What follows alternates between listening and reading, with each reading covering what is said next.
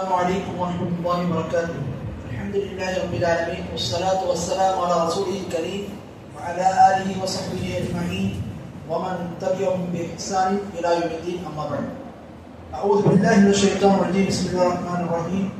يخادعون الله والذين آمنوا وما يخدعون إلا أنفسهم وما يشعرون.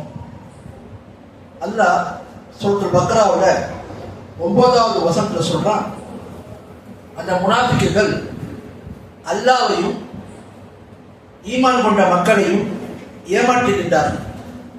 அவர்கள் உண்மையை தங்களை தாங்களே ஏமாற்றிக் கொள்கிறார்கள், அதனை அவர்கள் உணராமல் இருக்கிறார்கள் என்று அல்லாஹ் தஆலா இந்த வசனத்துல தெரியப்படுத்துறான். அப்ப அல்லாஹ் தஆலா முனாஃபிக்குகளை பற்றிய பண்புகளையும் முனாஃபிக்குகளை பற்றிய தகவல்களையும் இந்த வசனங்களை நமக்கு தெரியப்படுத்துறான். எதுக்காக வேண்டி நம்ம அவங்களுடைய விஷயத்துல எச்சரிக்கையாகவும் கவனமாகவும் இருக்க வேண்டும் என்பதற்காகத்தான் அவங்கள பற்றிய இந்த விவரங்களை எல்லாம் அல்லாஹ் நமக்கு தெரியப்படுத்தணும்.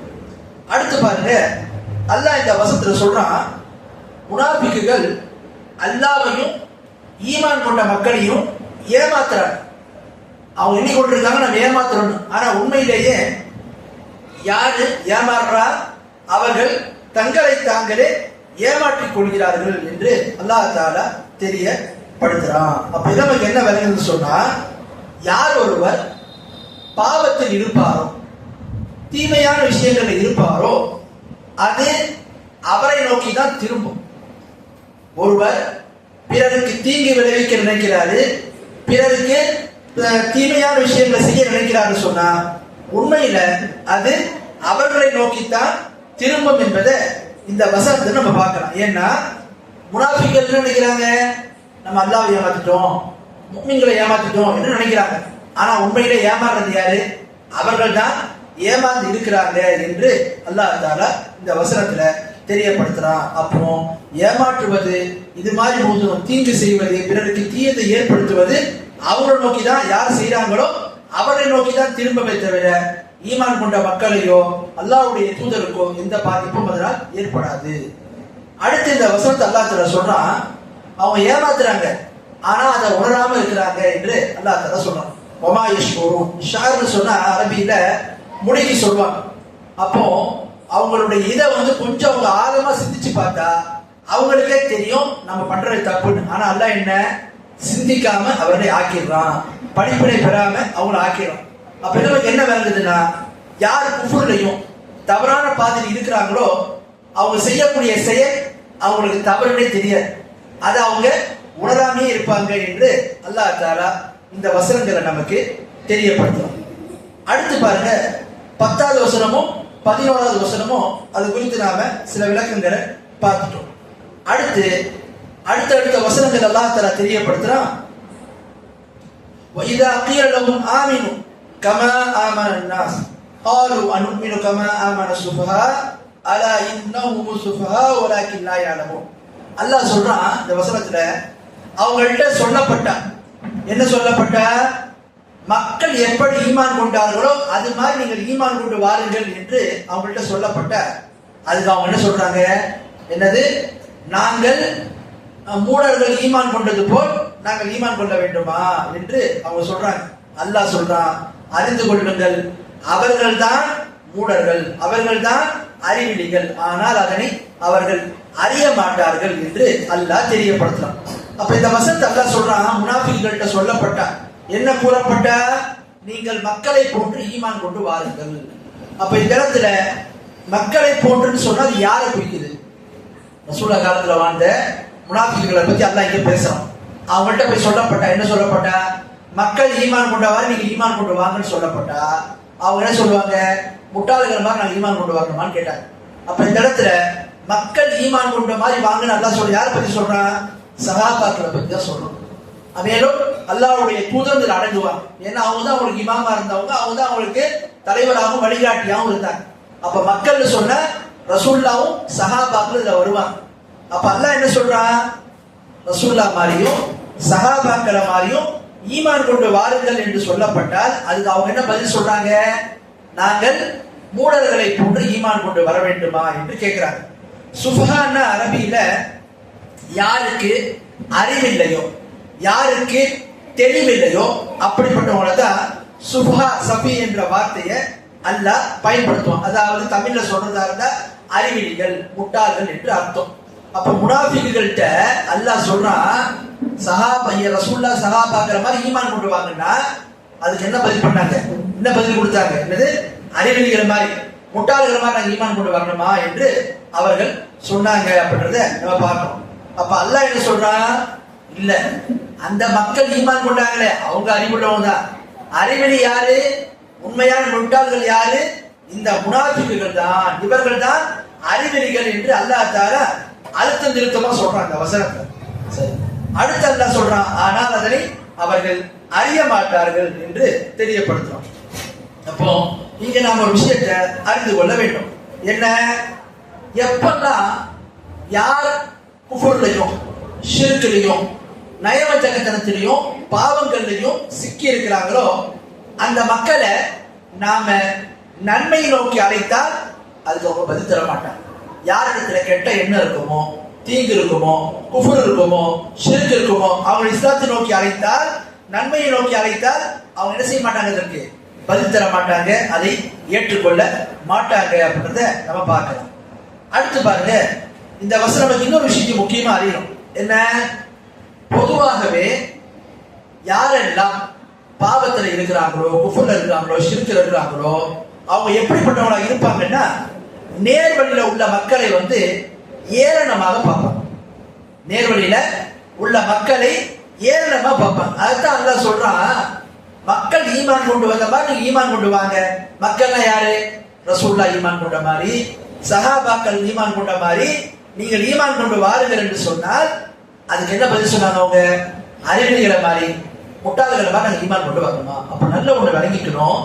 எப்போதுமே உலகத்தினுடைய நீதி, யார் அசத்தியத்தில் இருப்பாங்களோ அந்த மக்கள்கிட்ட போய் சத்தியத்தை எடுத்து சொன்னா, சத்தியவாதிகள் மாதிரி நீங்களும் மாறிடுங்கன்னு சொன்னா அவங்க சத்தியவாதிகளை நோக்கி வைக்கக்கூடிய குற்றச்சாட்டு என்ன? இவங்க எல்லாம் முட்டாள்கள், இவங்க எல்லாம் அறிவெளிகள், இவங்கள மாதிரி நாங்க வரணுமா என்று கேட்பாங்க. நீ கூட இதை நம்ம பார்க்கலாம். அப்போ இவ்வாறு அவங்க செய்த இந்த விமர்சனமானது ரசூலுல்லாஹ் நோக்கி செஞ்சாங்க, சஹாபாக்கள் நோக்கி செஞ்சாங்க. அல்லாஹ்வே குர்ஆன்ல சொல்றான், கதாலிக மா அதல்லதீன மின் கப்லிஹிம் மின் ரசூலின் இல்லா காலு சாஹிர் வ மஜ்னூன். யாரெல்லாம் அவங்களுக்கு முன்பு வந்தார்களோ அந்த தூதரை நோக்கி அவங்க என்ன சொன்னாங்க? அந்த தூதரை நோக்கி என்ன தெரியுமா சொன்னாங்க? சூனியக்காரர், பைத்தியக்காரர் என்கின்ற வார்த்தையை சொன்னாங்க. அப்போ இதுல நமக்கு என்ன விளங்குதுன்னு சொன்னா, இஸ்லாமிய மார்க்கத்துல சத்தியத்திற்கும் அசத்தியத்திற்கும் மத்தியில் உள்ள இந்த விஷயத்துல எப்போதுமே அசத்தியவாதிகள் சத்தியவாதிகளை நோக்கி இந்த விமர்சனத்தை வைத்துக் கொண்டே இருப்பாங்க. இவங்க அறிவிலிங்க, இவங்களுக்கு ஒண்ணும் தெரியாதவங்க, இவர்கள் முட்டாள்கள் என்று என்ன செய்வாங்க? இத சொல்லிக்கிட்டே இருப்பாங்க. அப்போ அல்லாஹ் அதான் சொல்றான், வகதாலிக ஜஅல்னா லிகுல்லி நபியின் அதுவம் மினல் முஜ்ரிமீன். இவ்வாறாக பாவிகள் இருந்து நாம என்ன செய்றோம்? ஒவ்வொரு நபிக்கும் பாவிகள் இருந்து விரோதிகளை நாம ஏற்படுத்துறோம் அல்லாஹ் தஆலா சொல்றோம். அப்போ நபிமார்களுடைய வாரிசுல யார் இருக்கிறா? மார்க்க அறிஞர்கள் இருக்கிறாங்க. அப்போ நபிய சத்தியத்தை சொன்னதுனால எப்படி விமர்சித்தார்களோ, நபியின் தோழர்களை சத்தியத்தில் இருந்ததினால் எப்படி விமர்சித்தார்களோ அது மாதிரிதான் யாரெல்லாம் மார்க்க அறிஞர்களாக இருக்கிறாங்களோ அவர்களை நோக்கியும் இந்த விமர்சனத்தை அவர்கள் வைப்பார்கள் என்பதை நம்ம பார்க்கலாம். அடுத்து அல்லாஹ் தஆலா நமக்கு தெரியப்படுத்துற இந்த வசனங்கள்ல உண்மையிலேயே அறிவிலிகள் யாருன்னு சொன்னா, முட்டாள்கள் யாருன்னு சொன்னா குர்ஆன்லயே அல்லாஹ் சொல்றான். 2வது அத்தியாயத்துல 130வது வசனம், வமன் யர்கபு அன் மில்லத்தி இப்ராஹீம இல்லா மன் சஃபிய நஃப்ஸஹ். யார் ஒருவர் இப்ராஹிம் நபியினுடைய மார்க்கத்தை புறக்கணிக்கிறாரோ அவர்தான் என்ன அறிவிலி அல்லாஹ் சொல்றான். உண்மையான அறிவிலி, உண்மையான முட்டாள்கள் யாருன்னு சொன்னா இஸ்லாத்தின் பார்வையில யார் இப்ராஹிம் நபியுடைய மார்க்கத்தை புறக்கணிக்கிறார்களோ. இப்ராஹிம் நபியுடைய மார்க்கம் என்ன? மா கான இப்ராஹிம் யஹூதிய்யன் வலா நஸ்ரானிய்யன் வலாக்கின் கான ஹனீஃபன் முஸ்லிமா வமா கான மினல் முஷ்ரிகீன். இப்ராஹிம் நபி யூதராகவும் இல்ல, கிறிஸ்தவராகவும் இல்ல. என்னவா இருந்தாங்க? ஷிர்கை விட்டு ஒதுங்கி இருந்து, ஷிர்கை விட்டு விலகி இருக்கக்கூடிய ஒரு தௌஹீத், அதாவது அல்லாஹ்வை மட்டுமே வணங்கக்கூடிய நபராக இருந்தார்கள். அவர்கள் முஷ்ரிக்காக இல்லைன்னு அல்லாஹ் சொல்றான்.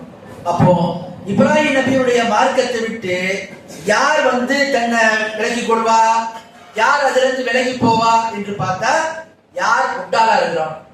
அப்போ இஸ்லாமிய மார்க்கத்துல யார் இல்லாம வேறு எந்த மதங்கள்ல இருக்கிறாங்களோ அவர்கள் தான் அறிவியல். நீங்க உலகம் எப்படி பார்க்குது? மேற்கத்திய உலகத்தையும் மேற்கத்திய கலாச்சாரத்தையும் என்னவோ அவங்க எல்லாம் பெரிய ஒரு கலாச்சாரத்தில் மிக உயர்ந்த நிலையில் இருக்கிற மாதிரியும், முஸ்லிம்களுக்கெல்லாம் கலாச்சாரம் ஒண்ணு தெரியாத மாதிரியும், முஸ்லிம்கள் எல்லாம் மூடர்கள் மாதிரியும் இன்னைக்கு உலகம் பார்த்து கொண்டு. ஆனா உண்மையிலேயே அல்லாஹ்வின் பார்வையில அல்லாஹ்வுடைய ஷரியத்துல முட்டாள்கள் மூடர்கள் யாருன்னு சொன்னா இப்ராஹிம் நபியுடைய மார்க்கத்தை யார் புறக்கணிக்கிறாங்களோ. இப்ராஹிம் நபி மார்க்கத்தை யார் புறக்கணிக்கிறார்? கிறிஸ்துவன், யூதன், அல்லாஹ்வுக்கு இணை வைக்கக்கூடியவன், மற்ற என்னென்ன மதங்கள் இருக்காங்க எல்லாரும். முஸ்லிம்களை தவிர மற்ற அனைவரும் இஸ்லாத்தின் பார்வையில் அறிவிலிகளாகத்தான் இருப்பார்கள் என்பதை நம்ம பார்க்கிறோம். அப்ப இங்க அளவுகோல் என்ன? மார்க்கம் தான் என்பதை நாம விளங்கிக் கொள்ள வேண்டும். அடுத்து வாங்க, அந்த மக்களை மாதிரி ஈமான் கொண்டு வாங்கினா அதுக்கு என்ன பதில் சொன்னாங்க? நாங்க முட்டாள்களை மாதிரி ஈமான் கொண்டு வரணுமா? அல்லாஹ் சொல்றான், மக்கள் முட்டாள்கள் இல்ல, ஈமான் கொண்ட அந்த ரசூலுல்லாஹ் சஹாபாக்கள் முட்டாள்கள் இல்ல, நீங்க தான் முட்டாள்கள் அல்லாஹ் சொல்றான். அப்போ இது நமக்கு என்ன விளங்குதுன்னு சொன்னா, இன்னல்லாஹ யுதாஃபி அனில்லதீன ஆமனு, நிச்சயமாக அல்லாஹ் தஆலா ஈமான் கொண்ட மக்களை என்ன செய்யறான்? எதிரிகளுடைய அனைத்து விதமான சூழ்ச்சிகள் தாக்குதல்கள் இருந்து காப்பாற்றான், தடுக்கலாம். அந்த விமர்சனங்கள் வராம அல்லாஹ் தடுக்கிறான் என்பது நமக்கு தெரியப்படுத்தும். அப்போ உண்மையிலே ஒரு மனிதன் இந்த மார்க்கத்தில் விளங்கிக் கொள்ள வேண்டும். இஸ்லாத்தை எதிர்க்கக்கூடியவங்க, முஸ்லிம்களுக்கு விரோதிகளாக இருக்கக்கூடியவங்க என்னதான் சூழ்ச்சிகளை செய்தாலும் அல்லாஹ் என்ன செய்யறான்? முஸ்லிம்களுக்கு அவன் ஆதரவாக இருக்கிறான். முஸ்லிம்களுக்கு ஏற்படக்கூடிய அனைத்து விஷயங்களையும் அவன் தடுப்பதாக அல்லாஹ் குர்ஆன்ல சொல்றான். எப்படி? வார்த்தை ரீதியா என்ன சொல்றாங்க? முஸ்லிம்களை பார்த்து, ஈமான் கொண்ட மக்களை பார்த்து அந்த முனாஃபிக்குகள் சொன்னாங்க, இவங்க எல்லாம் அறிவிலிகள். அப்படி அல்லாஹ் எப்படி அவங்களுக்கு மறுப்பு கொடுக்கிறான்? எப்படி முஸ்லிம்கள் எல்லாம் பாதுகாக்கிறான்?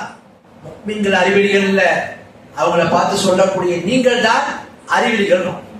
அதே மாதிரி பாருங்க, அல்லாஹ் தஆலா முஸ்லிம்களுக்கு முஸ்லிம்களுக்கு எல்லா விதத்திலும் எப்படி உதவுறான் பதில் போர்க்களத்துல பார்க்கலாம். என்ன? அல்லாஹ் தஆலா மலக்குகளை அணி அணியாக அனுப்பி முஸ்லிம்களுக்கு உதவி பண்ணலாம். அப்போ ஒரு முஸ்லிம் மனசுல இந்த எண்ணத்தை நம்ம வைக்கிறோம். அது முஸ்லிமாக எந்த ஒரு பாமர முஸ்லிமா இருக்கட்டும், ஒரு முஸ்லிம் ஆட்சியாளனா இருக்கட்டும், ஒருபோதும் அல்லாஹ்வை தவிர வேறு யாருக்கும் நம்ம அஞ்ச வேண்டியது கிடையாது. அல்லாஹ்வை தவிர வேறு யாருக்கும் பயப்பட வேண்டியது கிடையாது. ஏன்? அல்லாஹ் குர்ஆன்ல சொல்றான், இன்னல்லாஹ யுதாஃபி அனில்லதீன ஆமனு, ஈமான் கொண்ட மக்களுக்கு அல்லாஹ் பாதுகாவனாக தடுப்பவனாக இருக்கிறான். எதை? எதிரிகளுடைய சூழ்ச்சியை, இஸ்லாத்தில் அல்லாஹ்வுடைய சூழ்ச்சியை, காஃபிர்களுடைய சூழ்ச்சியை, அவனுடைய தாக்குதலை அல்லாஹ் தடுக்கக்கூடியவனாக இருக்கிறான். உண்மையிலே ஒரு மனிதன் அல்லாஹ் மீது நம்பிக்கையும் தவக்குலம் வைத்தான்னு சொன்ன அந்த மனிதனுக்கு அல்லாஹ் பாதுகாப்பு கொடுக்கலாம். எனவே அல்லாஹ் மீது மட்டுமே நாம நம்பிக்கை வைக்கிறோம், அல்லாஹ்விற்கு மட்டுமே அஞ்ச வேண்டும் என்பது பார்க்கிறோம்.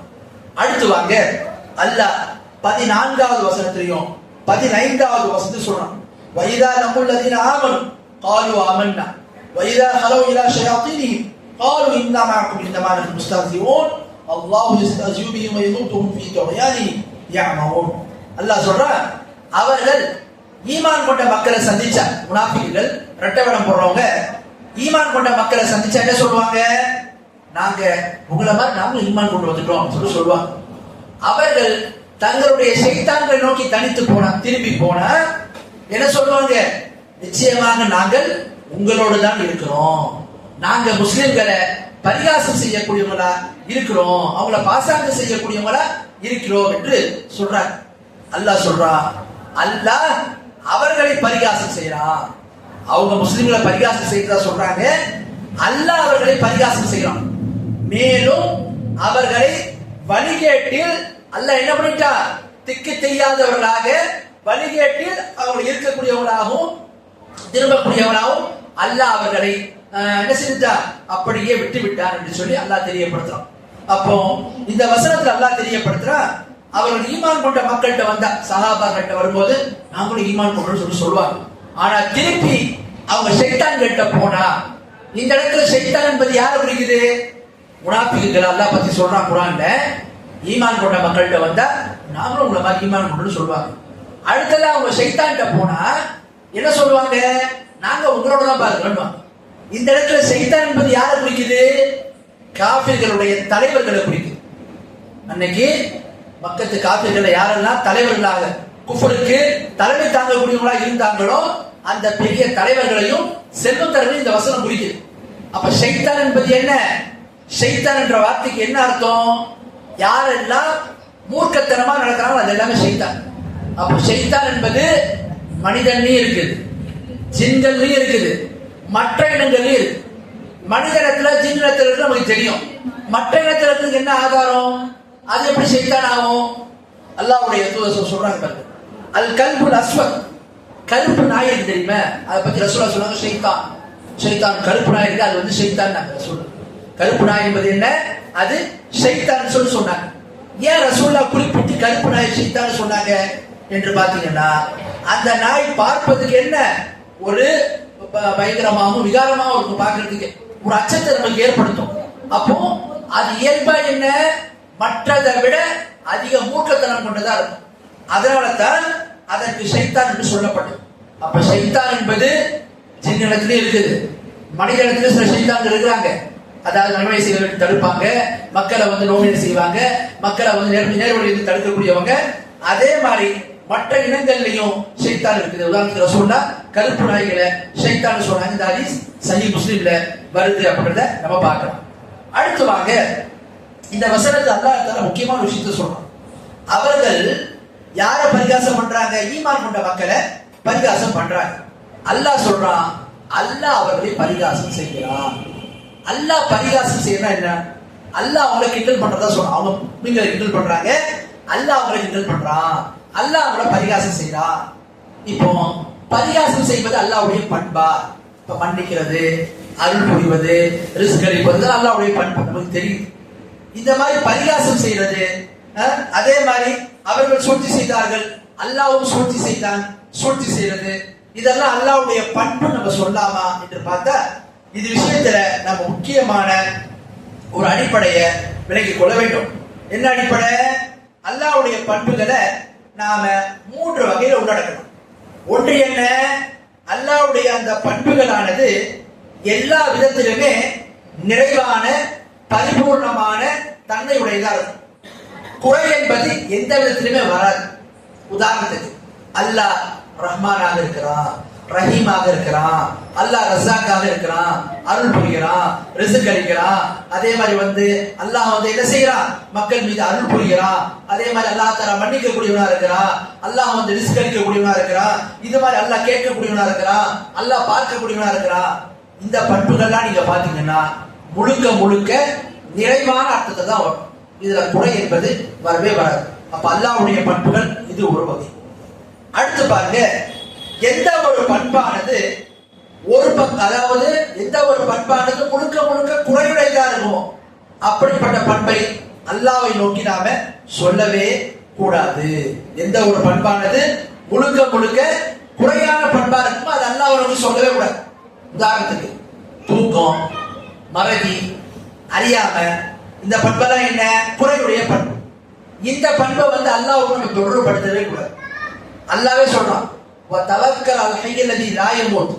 அல்லாஹ் நித்திய ஜீவன். எப்படிப்பட்ட நித்திய ஜீவன் மீது நம்பிக்கை வைங்க? மரணிக்கவே மாட்டான். அப்ப அல்லாஹ் இந்த பண்பு தனக்கு இல்லைன்னு சொல்றான். மறதி, அறியாம, மரணம், இது போன்ற பண்புகள் தனக்கு இல்லைன்னு மறுக்கிறான். அப்ப இந்த மாதிரி பண்புகளை நாம என்ன செய்யணும்? மறுக்கிறோம். அப்ப இந்த பண்பானது குறைவுடையதா இருக்குமோ அந்த பண்பை ஒருபோதும் அல்லாஹ்வுக்கு நாம பயன்படுத்தவே கூடாது. அடுத்து பாருங்க, மூன்றாவது, ஏதேனும் ஒரு பண்பானது பொதுவா பார்க்கும் போது என்ன குறையுடைய, அதாவது நிறைவான அர்த்தத்தில் தெரியாது. ஆனால் அதை குறிப்பிட்டு சொல்லும் போது நிறைவானதா தெரியும். உதாரணத்துக்கு அவர்கள் பரிகாசம் செய்வது நம்ம சொல்றோம். பரிகாசம் செய்வது நிறைவான பண்பான அது நல்ல பண்பு கிடையாது, அது நிறைவான பண்பு கிடையாது. ஆனா யார் பரிகாசம் செய்யறாங்களோ அவங்களுக்கு எதிராக பரிகாசம் செய்வது இந்த இடத்துல குறிப்பிட்டு வரும்போது நிறைவான அர்த்தத்துல வரும். யார் சூழ்ச்சி செய்யறாங்களோ, சூழ்ச்சி நல்ல பண்பா? பொதுவா கேட்டா நல்ல பண்புகள் சொல்லுவோம். ஆனால் சூழ்ச்சி யார் செய்யறாங்களோ அவங்களுக்கு எதிராக சூழ்ச்சி செய்யப்படும் சொன்னா அந்த இடத்துல நிறைவான பண்பு வரும். அந்த இடத்துல என்ன? அது சரியான அர்த்தத்துல வந்துடும். அப்போ இந்த இடத்துல அந்த நிறைவற்ற தன்மை வரும். எப்போ? அது சேர்ந்து வரும்போது, தனித்து சொல்லாம சேர்த்து சொல்லணும். அப்ப அது மாதிரிதான் அல்லாஹ் குர்ஆன்ல சில இடங்கள்ல அவர்கள் பரிகாசம் செய்தார்கள், அல்லாஹ்வும் அவங்களை பரிகாசம் செய்தான். அவர்கள் சூழ்ச்சி செய்தார்கள், அல்லாஹ்வும் அவர்களுக்கு எதிராக சூழ்ச்சி செய்தான். இப்படி சேர்த்து சொல்றதா இருந்தா இது அல்லாஹ்வுடைய பண்புன்னு நம்ம சொல்லுவோம். தனித்து சூழ்ச்சி செய்வது அல்லாஹ்வுடைய பண்பா, பரிகாசம் செய்வது அல்லாஹ்வுடைய பண்பா என்று சொன்னால் அங்க நம்ம சொல்ல மாட்டோம். அல்லாஹ்வுடைய பண்பு இல்லைன்னு அந்த இடத்தை எப்ப சொல்லுவோம், அது சேர்த்து வரணும். யார் சூழ்ச்சி செய்யறாங்களோ அவர்களுக்கு எதிராக அல்லாஹ் சூழ்ச்சி செய்யறான், இது அல்லாஹ்வுடைய பண்பு. யார் பரிகாசம் செய்யறாங்களோ அவங்களுக்கு எதிராக அல்லாஹ் பரிகாசம் செய்யறான், இது அல்லாஹ்வுடைய பண்பு என்று நம்ம என்ன செய்யலாம் சொல்லலாம். உதாரணத்துக்கு பாருங்க, இன்னும் யகீதுன கைதா வகீது கைதா, அவர்கள் உங்களுக்கு நபி அவங்களுக்கு எதிராக சூழ்ச்சி செய்தார்கள், அல்லாஹ்வும் அவங்களுக்கு எதிராக சூழ்ச்சி செய்யறான். அப்ப இந்த மாதிரி என்ன அந்த அர்த்தத்தை நாம எடுக்கலாம். அப்ப அல்லாஹ்வுடைய பெயர் பண்புகள் விஷயத்துல எது அல்லாஹ்வுக்கு இருக்கக்கூடிய பண்பு, எது அல்லாஹ்வுக்கு இல்லாத பண்பு, எந்த பண்பு அல்லாஹ்வோடு சொல்றதாக நமக்கு மார்க் அனுமதிக்குது, எதை தடுக்குது என்பது நமக்கு தெரியணும். ஏன் அல்லாஹ் குர்ஆன்ல சொல்றான், அந்த கூலவல்லாஹி மா லா தஅலமூன், நீங்க அல்லாஹ்வுடைய விஷயத்துல ஞானம் இல்லாம எதையும் சொல்லாதீங்கன்னு அல்லாஹ் சொல்றான். அப்ப அல்லாஹ் தனக்கு ஒரு பண்பு இருப்பதா நம்ம சொல்றதா இருந்தா, அல்லாஹ்வுக்கு இந்த பண்பு இருக்குது, அல்லாஹ்வுக்கு இந்த பண்பு இல்ல என்று சொல்வதா இருந்தா நமக்கு மார்க்க ஞானம் வேணும். இல்லைன்னா என்ன செய்யக்கூடாது, சொல்லக்கூடாது. இப்ப இந்த விஷயத்தை நாம விலகி கொள்ள வேண்டும். இன்னைக்கு கூட என்ன பண்ணுவோம், நிறைய பேரு அல்லாஹ்வுடைய 99 பெயர்கள் சொல்லிட்டு திருப்பி வரக்கூடிய ஹதீஸ் எடுத்துட்டு வந்து அது நிறைய குர்ஆனுடைய அந்த முதல் பக்கத்துல வீடுகள் எல்லாம் வந்து வைத்திருப்பாங்க. அதுல பாத்தீங்கன்னா முதல்ல அந்த ஹதீஸ் பலகீனமானது. அதுல ஒரு சில பண்புகள் அல்லாஹ்வுடைய பண்பே கிடையாது. உதாரணத்துக்கு அல் முன்தகி, அல் முன்தகின்னா என்ன, பழி வாங்குவது. இந்த பழி வாங்குவது அல்லாஹ் தனக்கு பண்பு இருப்பதா சொல்லணும். அப்ப இந்த மாதிரி இதெல்லாம் என்ன செய்யணும், நம்ம கவனமா இருக்கணும். அல்லாஹ்வுடைய விஷயத்துல ஈமான் கொள்ளும் போது இது மாதிரி விஷயங்களை தெரிந்து கொள்ள வேண்டும். உதாரணத்துக்கு பாருங்களேன், அல்லாஹ் வந்து குர்ஆன்ல சொல்றான் 7வது அத்தியாயத்துல 71வது வசனத்துல, வ யுரீது ஹியானத ஃபகத் கான அல்லாஹ் மின் قبل فأمكن منه, அல்லாஹ் சொல்றான் அவர்கள் நபியே உமக்கு மோசடி செய்தார்கள். இதுக்கு முன்னாடி என்ன செய்தாங்க, அவங்க அல்லாஹ்வுக்கு மோசடி செய்தார்கள். அடுத்து அல்லாஹ் என்ன சொல்றாங்க, அவர்கள் மோசடி செய்தார்கள். யாருக்கு, நபியே உங்களுக்கும் அவங்க மோசடி பண்ணிருக்காங்க, அல்லாஹ்வுக்கும் அவங்க மோசடி பண்றாங்க என்று சொல்லிவிட்டு அல்லாஹ் என்ன சொல்றான், மோசடி செய்யக்கூடியவன் அவங்களுக்கு அல்லாஹ் மோசடி செய்வதா சொல்லல.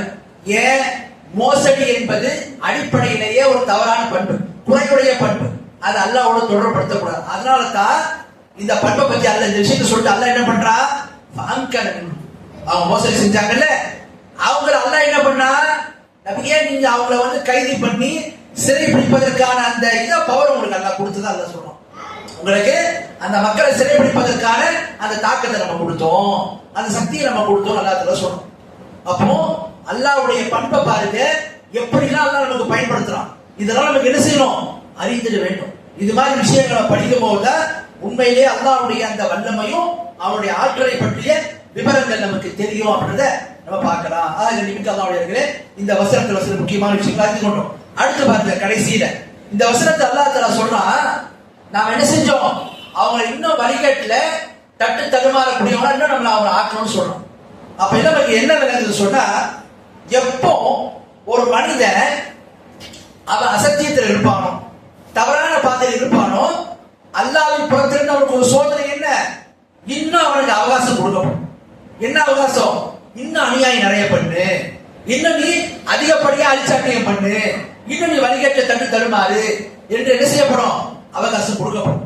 அப்ப நல்லா உன்னை விளங்கிக்கணும், ஒருவர் பாவம் செய்யும் போது அல்லாஹ்வின் புறத்திலிருந்து தண்டிக்கப்படாம எந்த ஒரு சோதனையும் வராம இன்னும் சுகபோகமா அந்த மனிதனுக்கு அல்லாஹ்வின் புறத்திலிருந்து கொடுக்கப்படுதுன்னா அங்க எச்சரிக்கை. என்ன எச்சரிக்கை, அல்லாஹ் அந்த மனிதனை பிடிக்க போறான், அவனுக்கு தரக்கூடிய அவகாசம் நல்ல விஷயம் கிடையாது, அவனுக்கு கொடுக்கக்கூடிய அந்த அல்லாஹ் வைத்திருக்கக்கூடிய அந்த இது அவனுக்கு எதிராக தான் இருக்கும் என்பதை நாம் விலகிக் கொள்ள வேண்டும். அதான் சொல்றோம் அல்லாஹ் தஆலா, வயமுத்துஹும் ஃபீ துக்யானிஹிம் யஅமூன். என்ன பண்ணாங்க, அவங்க பரிகாசம் பண்றாங்க, இவ்வாறு அவங்க செய்யறாங்க, முஸ்லிம்களுக்கு எதிராக செயல்படுறாங்க. நாம அவங்க என்ன பண்ணிட்டோம், இன்னும் அவர்களை வழிகேட்டு தடுமாறக்கூடியவர்களாக அவங்களை பிடிக்கணும் அல்லாஹ் சொல்றோம். என்ன அர்த்தம், அவங்களை பிடித்ததா அல்லாஹ் சொல்ல, அவங்களுக்கு அவகாசத்தை கொடுத்துடும். அப்போ நல்ல ஒரு விஷயத்தை விளங்கிக்கணும், எப்போ ஒரு மனிதன் அல்லாஹ் பாவம் செய்யறானோ, பாவம் செய்தும் அல்லாஹ்வின் புறத்திலிருந்து அவனுக்கு பிடிக்கப்படல, அல்லாஹ்வின் புறத்திலிருந்து அவனுக்கு எந்த விதமான எந்த ஒரு சோதனையோ அல்லது வந்து அவன் செய்த பாவத்துக்கு எந்த ஒரு தண்டனை மாதிரியோ அவன் எதிர்பார்க்கல, ஏதோ அவனுக்கு வேறுபடுறன்னு சொன்னா அங்கேயே அவன் புரிஞ்சு கொள்ள வேண்டும். அல்லாஹ்வின் புறத்திலிருந்து நமக்கு அவகாசம் தரப்படுதுன்னா நாம இன்னும் அதுல தவறான பாதையில மூழ்கிறோம்னு சொன்ன அது நமக்கு விபரீதமா தான் முடியும். அப்ப நல்ல ஒரு விஷயத்தை விளங்கிக் கொள்ள வேண்டும். அப்ப அல்லாஹ்வுடைய நியமத் என்பதை எப்படி நம்ம அறிந்து கொள்றது?